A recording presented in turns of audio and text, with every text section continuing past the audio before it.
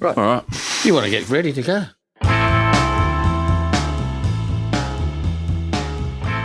Welcome to Crim City. I'm Mark Murray. I'm Josh Hanrahan. This week on Crim City, we're going to be talking about all the players that are fleeing Australia, and there's, at last count, 80 in 2 years.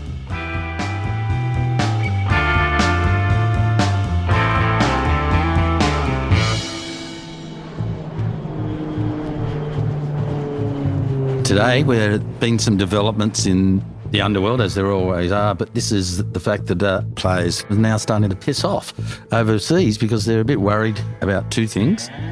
Cops are getting closer and making arrests. And the other thing is you don't want to be one of the victims. So that's another reason why they leave, isn't it? They're two pretty good incentives, aren't they? Yeah. Not to end up in prison or in the ground, but 80. Yeah. In 2 years.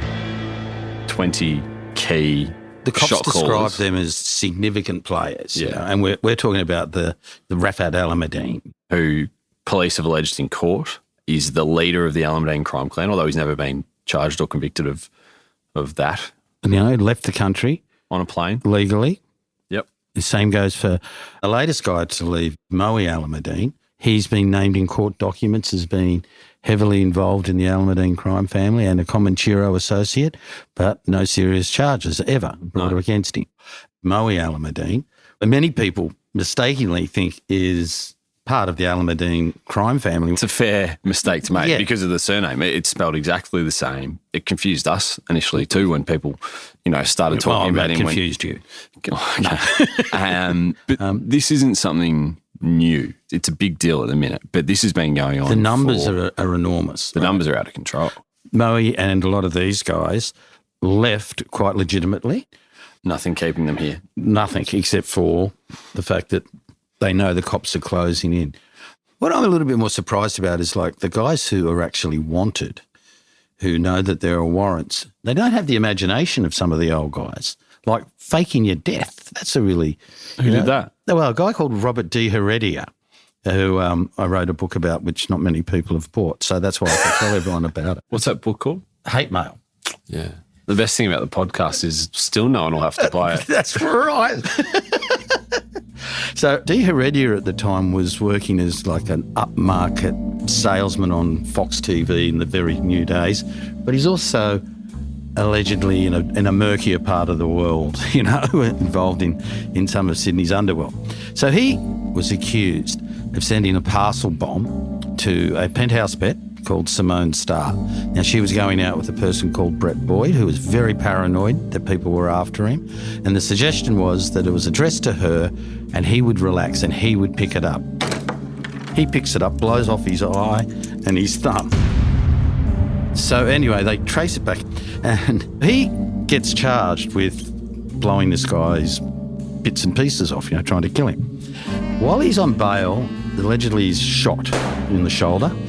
But just before he's about to go to trial, they find his Pajero with the door open, lots of blood. And so they've presumed that he's dead. He had been getting blood drawn from him by a nurse who was a mate, right? So it looked like he was dead. And then he's kitching, he's pissed off for like a long, long time, 17 years before the cops nail him back down, find him over in England, extradite him back here. The DNA matches that they got off a stamp from the parcel bomb. The DNA matches. So he's charged again with the attempted murder from 17, 18 years beforehand. Now we know Robert D. Heredia was cleared of any involvement in that, even though he was accused 2-3 times over a 21-year period. He was found not guilty. We talk about how much pressure that police are applying. And as for the story that you've written about these 80 people going over, you spoke to Jason Weinstein. So Jason Weinstein was the head of the Raptor squad. The Strike Force Raptor was initiated to take down the bikies and it did that successfully.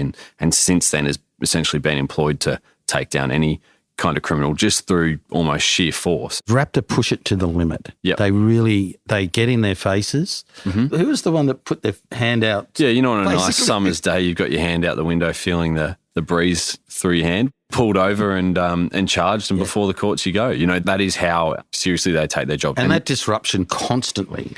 I know some of these crims would leave their house, look down the road and see a police car and go, well, here we go. Back out of their driveway, drive 10, 15 metres, whoop, whoop, bang, pull it over you go. If you have a firearms prohibition order, any of these orders, that gives them reason to stop you and search you at any time. Without a warrant, that's the big thing. Yeah, anytime. They can just go and do it. You got to be ready. So that kind of intense pressure, constant legal harassment has also become enough for a lot of these blokes and go, well, bugger this. If I'm going to get out of bed in the morning and find 6 cops in my bedroom, then what's the point of living here? One of my favourite stories is that during COVID, the cops pulled over a bloke called Rashad Alameddine, who's a part of the Alameddines, simply because he wasn't wearing a mask. And during a rant, he told the coppers, he said, I make more in a week than all you 3 make in a year collectively. On his court papers, though, officially, as far as the government were concerned, he was unemployed. So he's saying he's making what 3 cops make in a year, in a week. But during that rage, he said, tell Weinstein to go and suck my dick. That's right. Right? So that's how in the head of these crims the police are, that they know who the head of the Raptor squad is, and that's how they feel about him. But I was just going to ask you, what did he say about the fact that they're getting 80 alleged underworld players to get out of New South Wales? He said, nowadays, even though they're overseas and they think they can still run their empire, they can't run it as effectively, or they're going to have to trust people back here. Because there are 2 thoughts amongst senior police. Some say they don't want them going overseas because that reduces their chance to arrest them and stop it. Mm-hmm. And the others are saying, oh, good riddance, they're out of here. But we know they're over there and they're still running their business. Mm-hmm. So there's even a divide in thinking amongst police. Many now believe with more technology that they have, running those businesses is harder. I don't think it is. There's still cocaine all over the place and it's all coming from overseas, and there are Australians living overseas who are still behind these major imports. So there are some of the cops who think, well, if they go overseas, they can do just as much damage and we can't touch them, whereas if they're here, we've got a shot at getting them. Yeah. Another interesting point to make is part of the reason that so many are going overseas is because previously they'd simply just gone interstate. So Tariq Zahed was subject to a serious crime prevention order that limits what car he can drive, where he could live, what phone he could use. And so he said, bugger this, I only go to Victoria where that order doesn't apply. And so he went down and lived in Melbourne. The same thing then happened to Alan Meehan when Alan Meehan stepped up to become the national boss of the Comanchero in Australia, allegedly. He was hit with a serious crime prevention order that limited where he could live, what car he could drive and what phone he could use. And so he said, stuff this, I'm going to go to Queensland. But what Queensland has now done, which is why so many of these underworld figures are going overseas and not just interstate, is that they have mirrored New South Wales orders. So if a New South Wales alleged criminal goes interstate to Queensland, goes north of the border, Queensland can take out these orders in their own court. And so life in Queensland is just as tough for them as it is in New South Wales. And Victoria is apparently looking at doing the same thing. A lot of jurisdictions.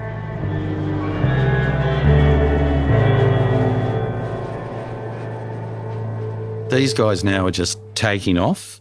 A lot of them, because of their Lebanese heritage or Turkish heritage, they're safe, aren't they, in those countries who don't like to extradite nationals. If you look now, the amount of Sydney wanted people in Lebanon is quite astounding. You've got Bilal Houcher, wanted here for kidnapping. He was in jail for manslaughter, a very, very feared criminal who came from Sydney. He's now living there.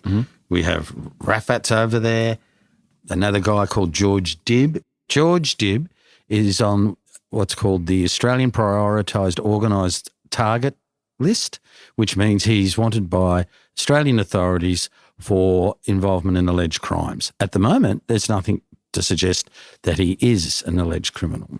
There's this shift where they're all now living over there because the heat has got too much here. The cops have just smashed them, haven't they, really? Here, yeah. The big person that New South Wales police were looking for a long time, and he didn't leave by conventional means, was Moz Zachariah. Now, you know a fair bit about him, didn't you? Yeah, so Moz Zachariah started out as a young bloke. I think he was 18, 19, when he joined Brothers for Life. Until they get caught in their brothers for an hour, they call them, because they roll. That's not my line. That was Nick Caldos's former Deputy Police Commissioner.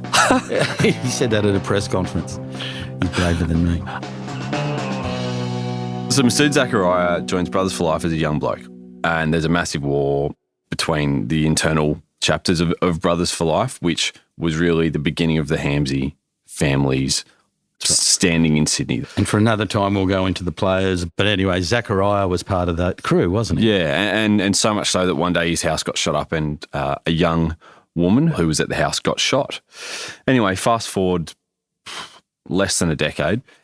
Not quite sure why, are we? But he has struck up a friendship with Raptor Alameddine, and he's become, allegedly, a big player in the Alameddine, so much so that there are allegations that he has been the person who's orchestrated some of the biggest incidents that we've seen. One of them, in particular, that police have an arrest warrant out for him over. Conspiracy to murder, A conspiracy to murder. So police allege that he was the person who set up what was a failed murder attempt, ultimately against Ibrahim Hamsey from the rival Hamsey family. And so that failed attempt on Ibi Hamsey was in about September of 2021.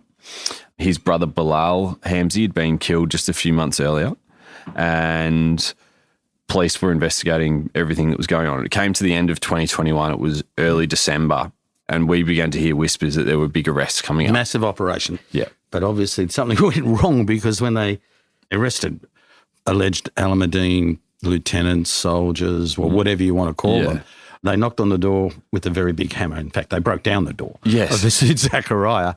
He wasn't there. No, but he wasn't the only one. There was, what was there, four? Four in total. Three of them handed themselves in. Yeah. One of them with the phone number of a lawyer written on his arm. Right. In Texter. In Texter. You know, somebody higher up the food chain said, when you go, ring this number. But Masood, on a more serious note, had scarpered, but to the point where it wasn't like he jumped over the back fence. No. They got in there, everything was gone. He'd packed up and left. He either had a very, very strong premonition the police were going to knock on his door, or somebody told him. Yeah. So that day, I remember we were going for coffee with a police officer because there was things that were about to happen and we knew. And they kind of said,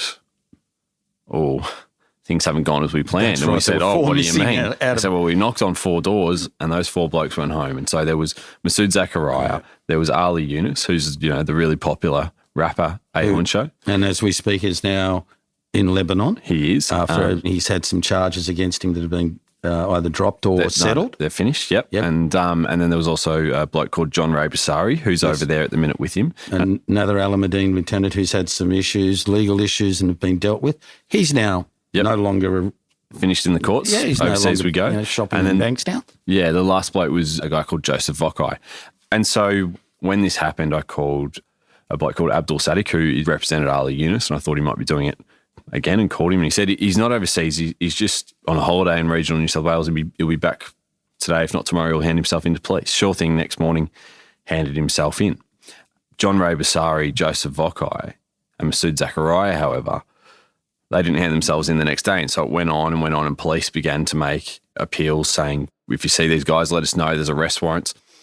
Within a fortnight, John Ray Basari and Joseph Vokai had been arrested. They'd handed themselves in. Moz Zachariah, however, was not one of them.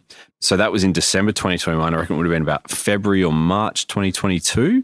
So this is when we heard that Moz wasn't just hiding that he'd left in Australia somewhere. And it was told that he'd made his way to Perth and then got onto a fishing trawler over to Malaysia. This is what I was told by the underworld. But you got to remember, at that time, getting to Perth, bloody hard. The amazing thing about Moz Zachariah is there are photos of him in Turkey, lots of photos on social media. That's how confident some of them are after they leave the country. And he made a big mistake because he's now been arrested and he's Afghani. He's not Turkish, so he doesn't have that protection. Yeah.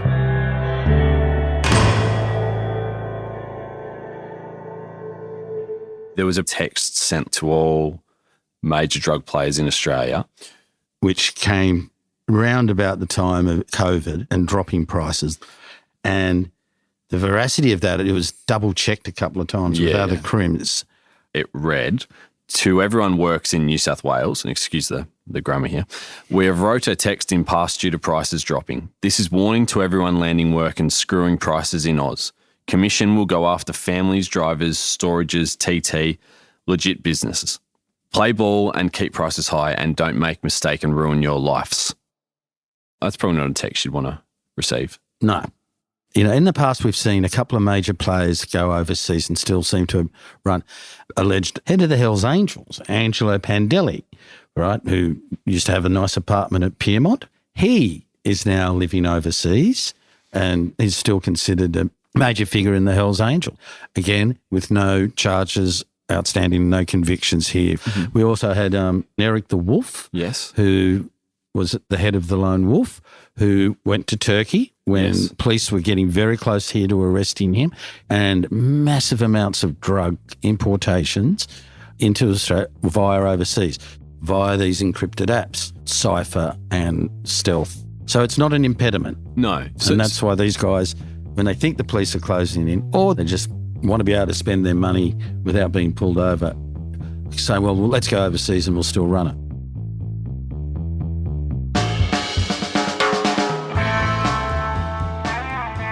Thanks for listening to Crim City. I'm Mark Murray. I'm Josh Hanrahan. This was produced and edited by Jasper Leck and executive producer Dan Box. As always, you can see us weekly on TikTok. We go by the same name there, Crim City, but that's on the Daily Telegraph's TikTok page. For more crime stories, go to dailytelegraph.com.au.